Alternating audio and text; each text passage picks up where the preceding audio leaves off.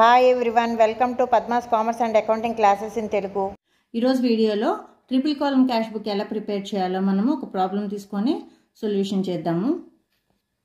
Triple column cash book అంటే మనము 3 కాలమ్స్ని, దట్ మీన్స్ 3 అమౌంట్ కాలమ్స్ని మెయింటైన్ చేయడాన్ని ట్రిపుల్ కాలమ్ క్యాష్ బుక్ అంటారు.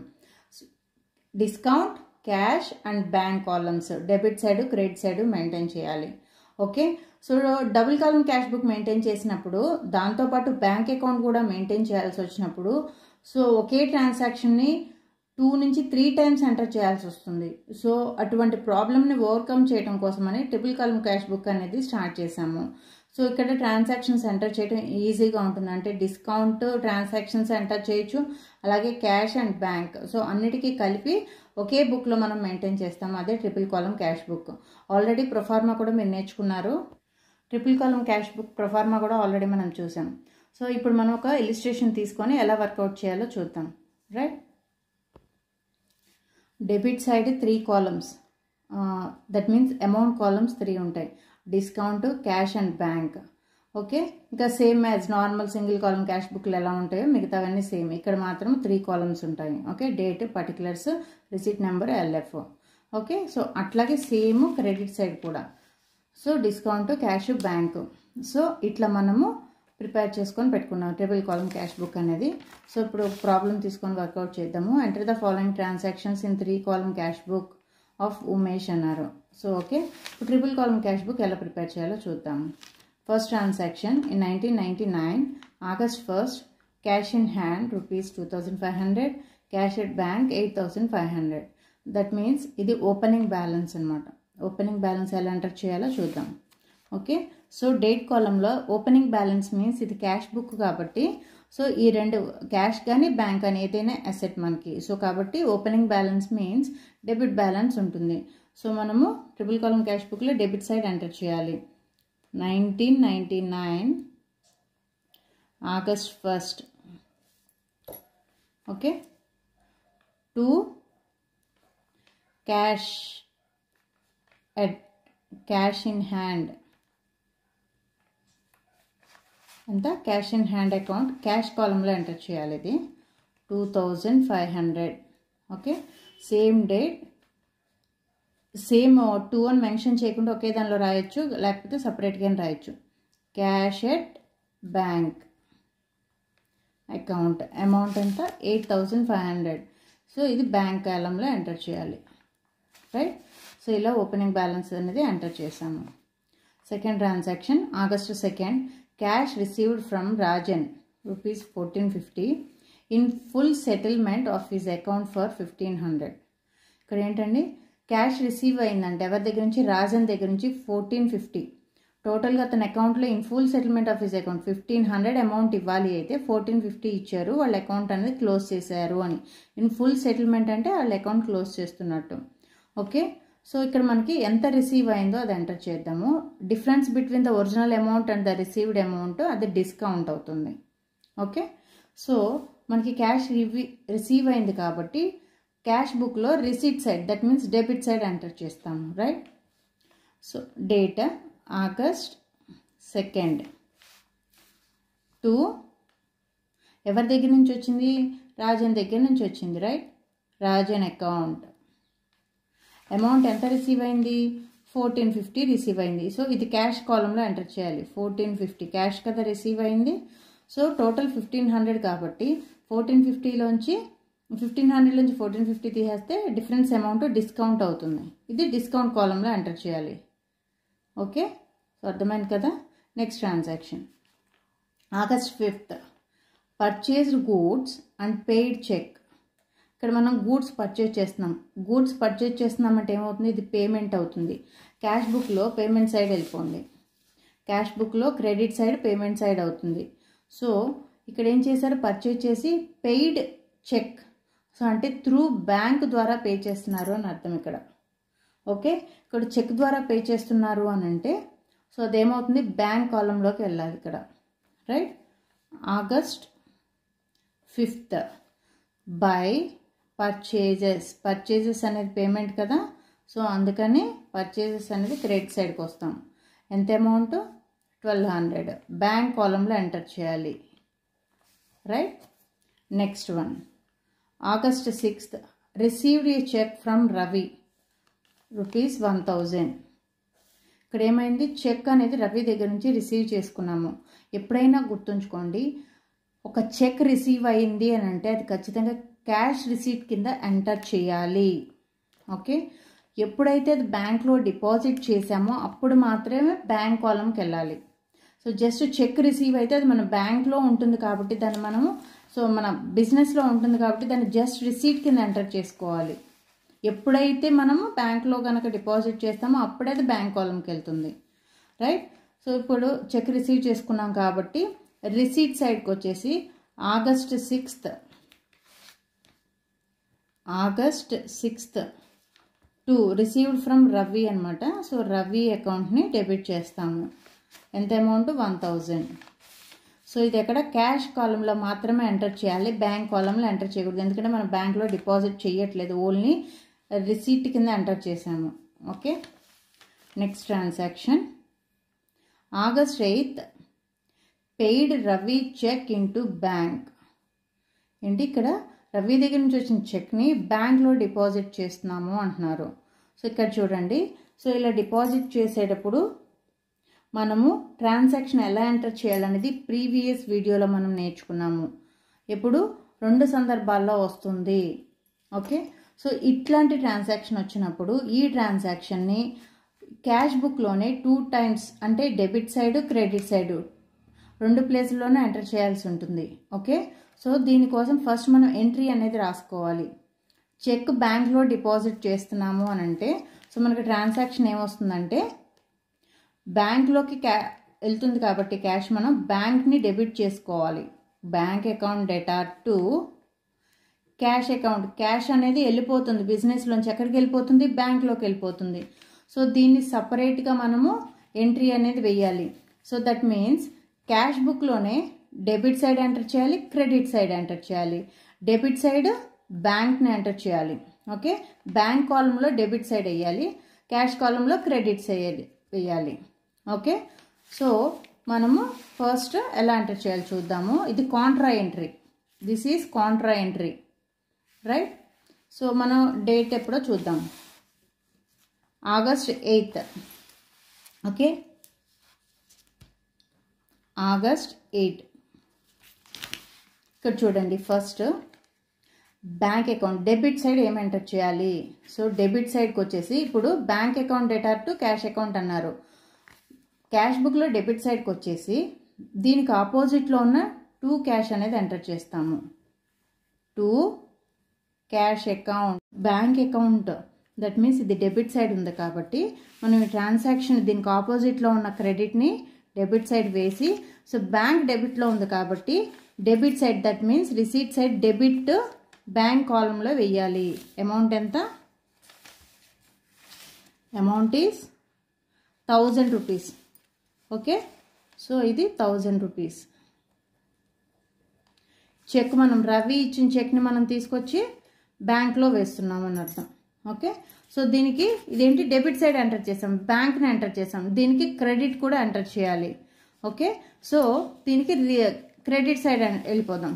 క్రెడిట్ సైడ్ ఏం చేయాలి, సో ఇక్కడ మనము క్యాష్ పేమెంట్ చేసినట్టు, that means credit side enter చేయాలంటే August 8th ఇది ట్రాన్సాక్షన్. సో క్రెడిట్లో ఉంది కాబట్టి సో దీనికి ఆపోజిట్లో ఉన్న బ్యాంక్ని ఎంటర్ చేయాలి. By bank account, amount is 1000 rupees. ఇది ఎక్కడ ఎంటర్ చేయాలి, క్యాష్ని క్రెడిట్ చేసాం కాబట్టి క్రెడిట్ సైడ్ క్యాష్ కాలంలో వేయాలి. క్యాష్ కాలంలో 1000 rupees ఎంటర్ చేయాలి. ఓకే, సో ఇలా ఎంటర్ చేసినప్పుడు ఏమనుకున్నాం, ఇది కాంట్రా ఎంట్రీ అంటారు. దట్ మీన్స్ ఒకే ట్రాన్సాక్షన్ని 2 sides ఎంటర్ చేస్తున్నాము. లెడ్జర్ ఫోలియో, సో ఈ ప్లేస్లో మనం కాంట్రా అని ఇక్కడ మనం మెన్షన్ చేయాలి. అలాగే డెబిట్ సైడ్ కూడా ఇది కాంట్రా ఎంట్రీ, దట్ మీన్స్ ఒక ట్రాన్సాక్షన్ని 2 sides ఎంటర్ చేసాము అనేది అర్థం. ఓకే, క్యాష్ ఏమవుతుంది, క్రెడిట్ సైడ్ పేమెంట్ అయిపోతుంది.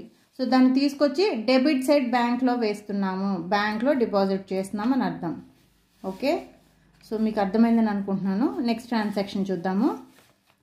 Next August 11th paid rent in cash. Okay, rupees 900. So cash paid in cash.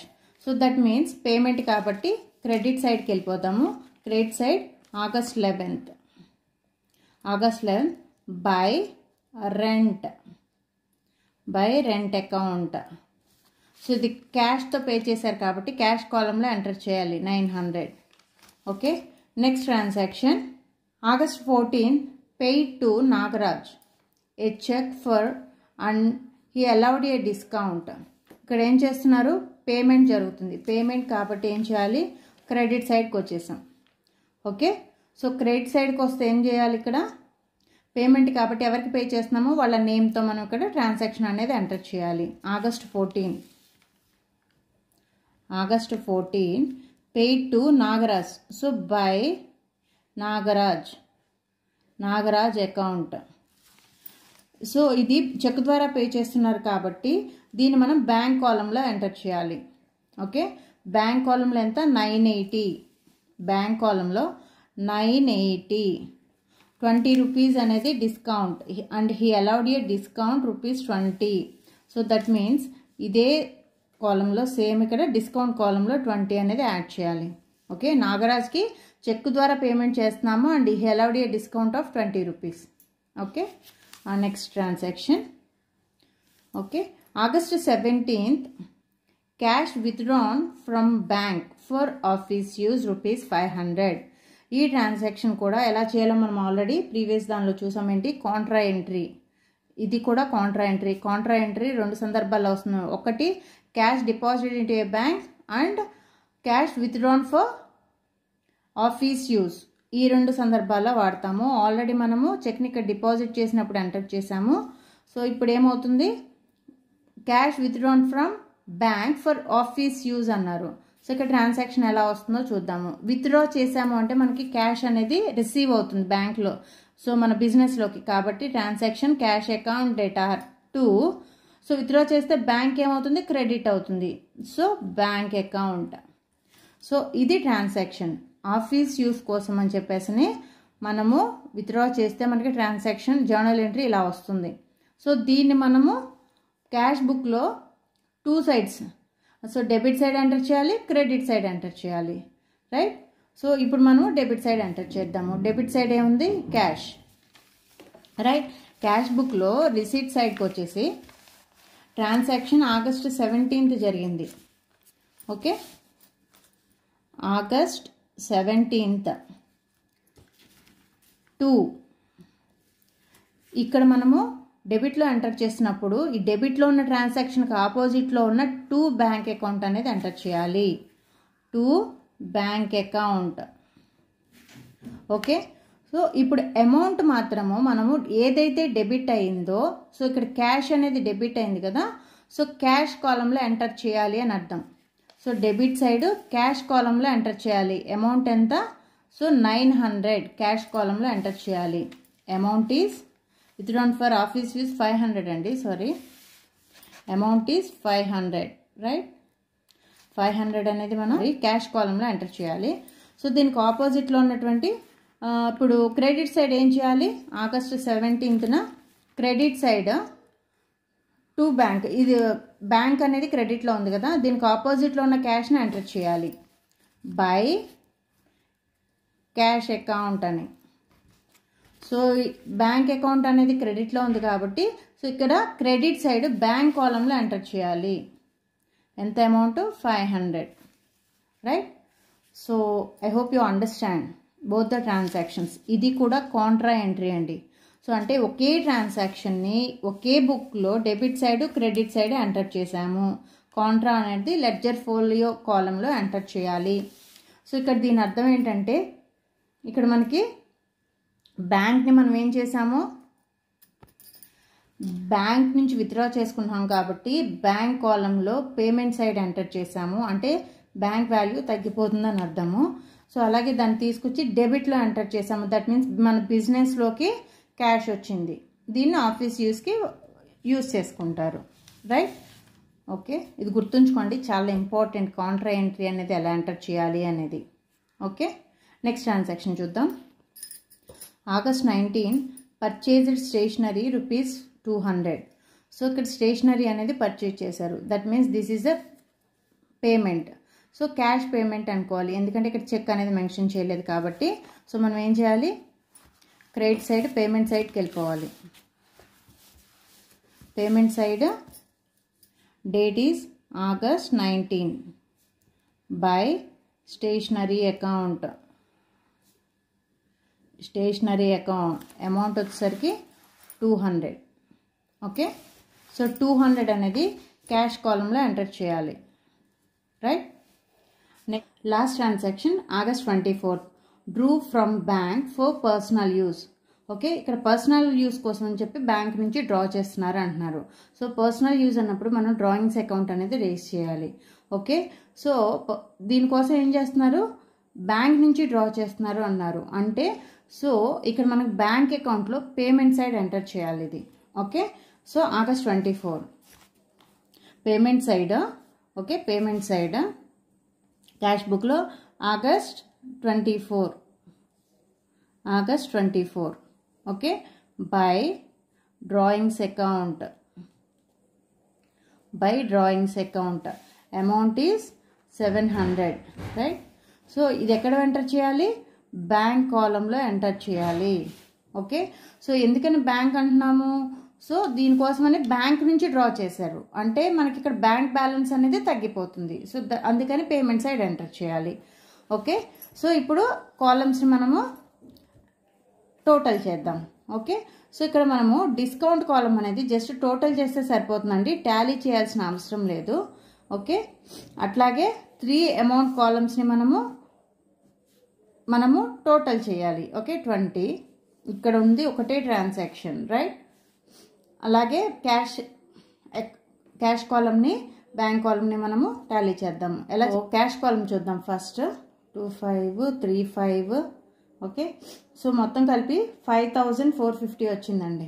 Okay, 5450 ఇది హైయెస్ట్ ఉంది. సో మనకి పేమెంట్ సైడ్ ఓన్లీ 2100 ఉంది. ఓకే, సో ఇక్కడ కాబట్టి ఇది హైయెస్ట్ కాబట్టి మనము డెబిట్ సైడ్ ఉన్నదే దాన్ని బోత్ ద సైడ్స్ ఎంటర్ చేద్దాం. రైట్.